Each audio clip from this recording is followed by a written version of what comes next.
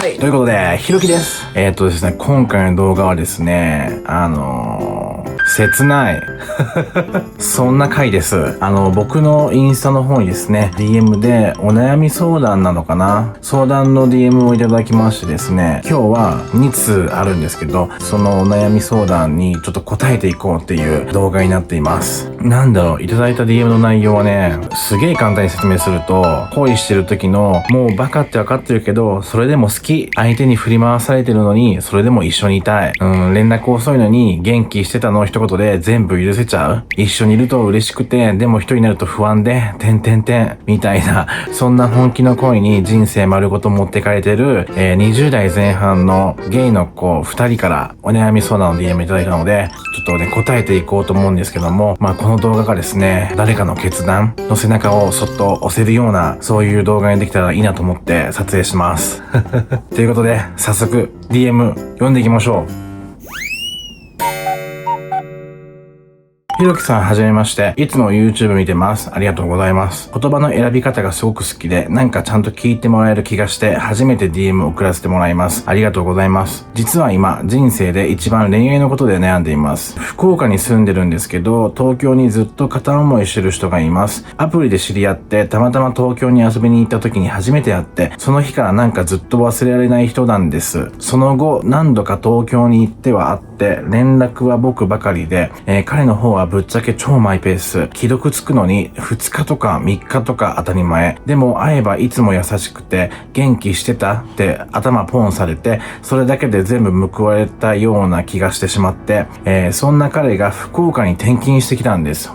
数年だけかもって言ってたけど、今は毎週のように会えてて、やっと近くにいられる嬉しさを噛み締めていました。でも先月彼から多分また東京に戻ると思うって言われて、冗談っぽくついてくるって彼は笑ってたけど、僕は冗談だって分かってるのに、その言葉がずっと頭から離れなくて、仕事を辞めて彼についていくか、福岡に残って恋も未練も断ち切るか、今本気で悩んでいます。なるほどね。周りのゲイ友には相談しました。絶対やめときな。また都合よく使われるだけやん。気持ちはわかるけど、それで幸せになれると思う？むしろ行ってみたらって肯定的な子もいるにはいるけど、どっちにしろどうせ報われない前提で言われてる気がして正直しんどいです。彼に僕がついていくのは迷惑って聞けないし、でも何もしないまま遠くに行かれるのが怖くてたまりません。ひろきさん、こういう時ってどうしたらいいんでしょうか？恋に人生振り回されるなんてバカだって僕もわかってるんです。でもそれでもこんなに誰かを好きになったのは初めてで、どうしても手放せないんです。っていうお便りをいただきました。なんだろうな、読んでてさ、胸がじんわりしちゃったよ。僕もね、この投稿者の方みたいに、本気の恋に人生を振り回されたことがね、あったりするから経験として、その気持ちね、痛いくらい分かっちゃう。ついてくるって冗談っぽく言われた一言がずっと頭の中に残ってるんでしょ？それってね、たったその一言に全部の気持ちが揺れちゃうくらい、もうね、心が決まってる証拠でもあるんだよね。しかもさ、それが本気かどうかわからない彼からの言葉だからこそ余計に揺れちゃうんだよ。正直に言うね。恋ってめちゃくちゃ不平等。恋ってめちゃくちゃ不平等。特にゲイの恋ってどっちかが圧倒的に好きの総量を持ってる状態になることが多かったりするじゃん。今回で言えば多分投稿者の方の方が気持ちを抱えてる側だよね。連絡はいつも自分から、相手からの連絡は遅い。でも会えば優しくて頭ポンとかされちゃう。頭ポンってされるのずるいよね。一瞬でさ、1週間分の未読が許せちゃわない？この人にとって自分って特別かもしれないって勘違いさせられちゃうやつ？それでまた会いたくなっちゃうんだよ。何も進んでないのにさ、恋だけがズブズブと深くなっていくの。それがさ、あれですよ。地獄の片思いってやつ。でも、今回のこの投稿者の方のすごいところは、ただ待ってるだけじゃないってこと。だと思うんですよね。ついていきたいって思う自分の気持ちにちゃんと向き合えてる。悩んで、揺れて、考えて、友達に相談して、それでもまだ決められなくて、最後に、ひろきさんに聞いてほしいって、僕に DM をくれた。その過程がもうすでにこの方の、本気さを証明していると僕は感じました。でもさ、じゃあ、ついていっていいのかってなると、ここがね、正念場なんだよね。僕が思うにだよ。ついていく恋って、覚悟と準備がセットじゃないと、マジで心折れるって僕は思ってる。その覚悟っていうのは、彼に期待をしない勇気、孤独を味方につける強さ、自分を犠牲にしない判断力、この3つ。それで、準備っていうのは、ちゃんと仕事を確保すること。住む場所や生活基盤を自分の力で確保すること。何かあった時に帰れる場所と人を持っておくこと。この3つ。覚悟と準備、それぞれ3つずつの要素を言ったんだけど、この覚悟と準備、この2つがないと仮についていったとしても、彼が笑ってくれたら嬉しい。でも既読するでなく、その無限ループに心が潰されてしまう未来が見えちゃう。あともう一つね、ゲイの友情って時に恋より重いっていうこと。ゲイの友情って時に恋より重いっていうこと。この投稿者の方の周りの友達がやめとけとか都合よく使われるだけやんっていうのも全部愛ゆえなんだよね。みんなきっとさ、過去に同じような経験があったりするんだよ。ついていったけどダメだった。全部失って戻ってきた。泣きながら引っ越してきた子を知ってるとか、そんな過去を見てきたから、投稿者の方のことを守りたくて、あえてきつい言い方になっちゃったりするんだと思う。だけど、最終的には自分がどうしたいかしかないんだ。僕はね、過去に一度だけこの人の近くにいたいって思って、生活も仕事も全て変えたことがある。結論から言うと、その恋はうまくいかなかった。でも、今でも後悔はしてない。なぜなら、あの時の自分は、人生で一番自分に素直だったから。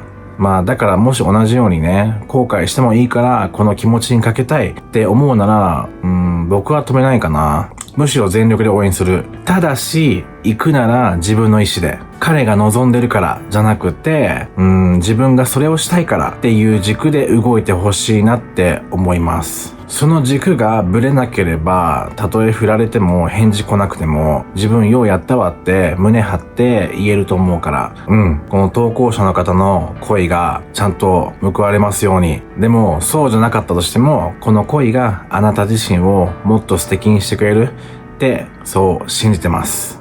頑張れ。ひろきさんこんばんは。初めてメッセージを送ります。ありがとうございます。誰かに聞いてほしくて思わず DM してしまいました。俺は仙台で会社員をしています。ゲイであることは一部の友人にしか話していません。家族にも言っていないし、職場でももちろん隠しています。でも月に1回くらい東京に行ってます。それはある人に会うためです。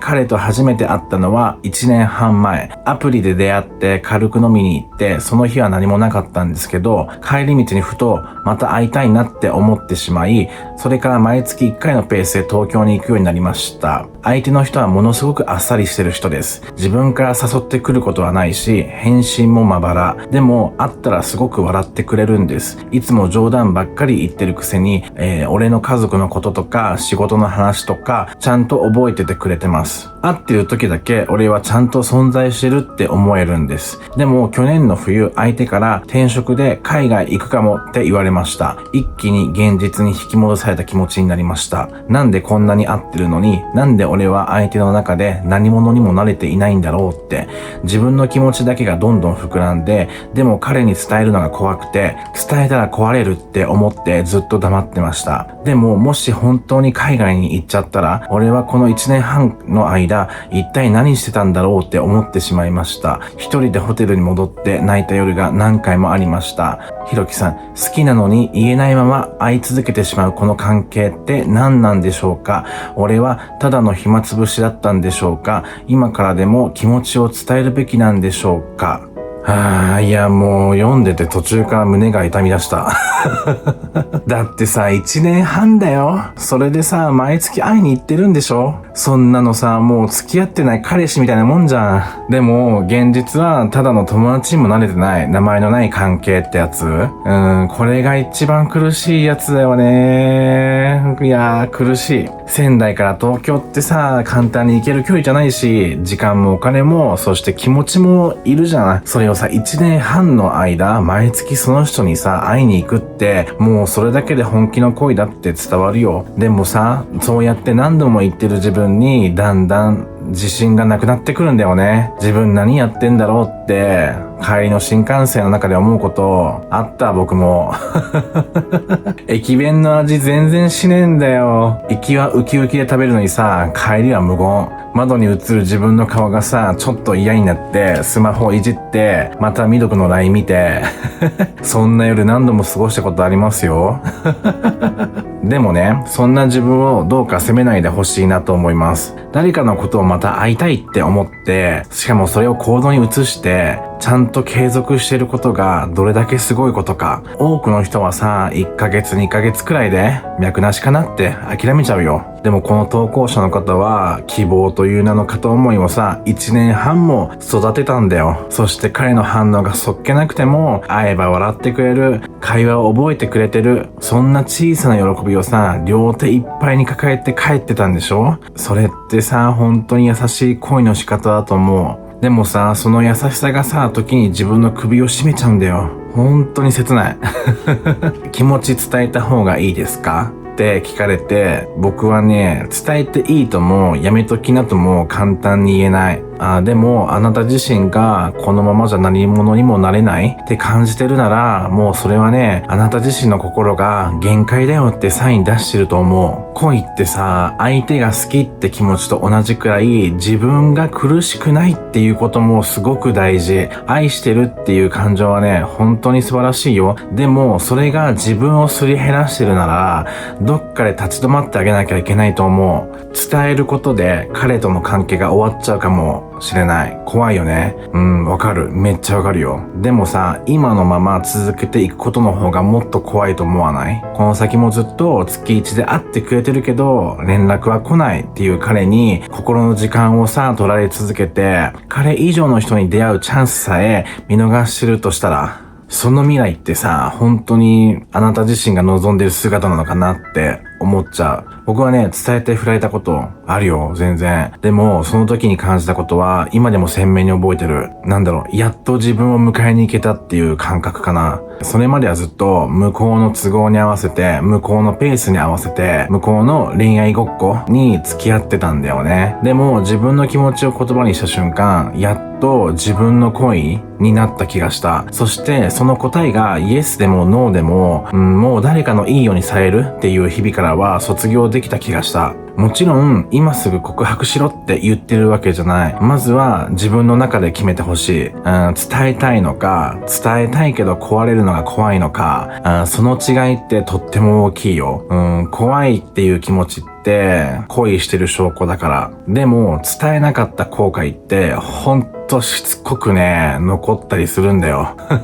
僕が一番苦しかったのは、彼がどう思ってたかじゃなくて、自分がどうしたかったかを言えなかったことだった。だから、この投稿者の方の恋は、決して暇つぶしなんかじゃないし、ましてや都合のいい存在なんかでもないって僕は思う。月に一度誰かの笑顔を作りに行ってた人ってだけでさ、めちゃめちゃ尊いと思いませんか？この方が好きな人に会いに行った分、その相手の彼は確実に救われてた瞬間や癒されてた時間があったと思うよ。でもね、恋って与えるだけじゃね、しんどいんですよ。もうね、ちゃんと受け取ることも愛の一部です。だから、これからは彼がどう思ってるかより、自分自身がどうありたいかを軸にしていこうよって思います。もしその彼が、本当にあなたのことをちゃんと大事に思ってるなら、どんな形でも思いを受け止めてくれると思うよ。それができない人なら、この投稿者の方の1年半を大切にできない人っていうことだと思う。だったら、その時は泣いていい。でも絶対自分を責めちゃダメ。泣いて、食べて、寝て、その後またゆっくり笑えばいいと思う。この投稿者の方の恋がどうか、報われるとか報われないとかそういうのじゃなくて、あの恋してよかったなって心から思える日が来ること、それが今のこの投稿者の方にとって、一番の幸せだと僕は思います。どんな結果でもちゃんと恋をしていたし、ちゃんと頑張った。それは誰にも否定できないこの投稿者の方自身の宝物だと思います。だから自分の恋をちゃんと迎えに行ってあげよう。応援してます。